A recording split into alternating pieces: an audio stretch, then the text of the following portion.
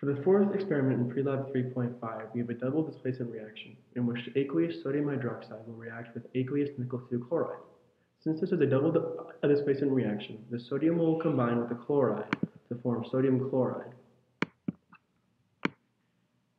and the nickel will combine with the hydroxide to form nickel 2 hydroxide. Since hydroxides are not soluble, we would expect the nickel 2 hydroxide to form precipitate, while the sodium chloride will be aqueous since all chloride salts are soluble.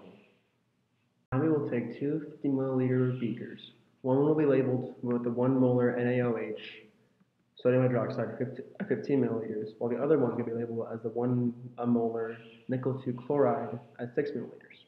Then we'll go ahead and we'll fill up each beaker accordingly. So we need 6 milliliters here, and we need 15 milliliters of sodium hydroxide over here. As you can see, the sodium hydroxide is a gray cloudy solution, while the nickel 2 chloride is a bright green. Now we will pour the contents of one beaker into the other and observe what happens.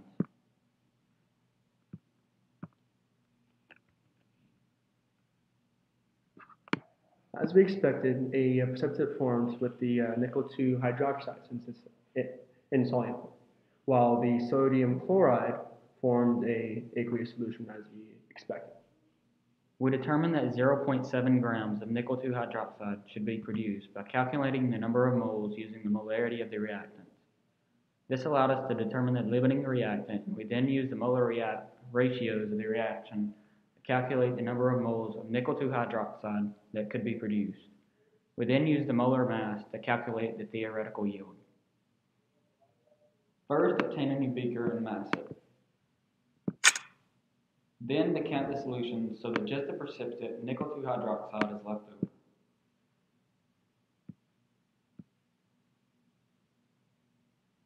Mass the beaker containing only the precipitate. We calculate that 0.556 grams of nickel 2 hydroxide are formed, a 79% yield.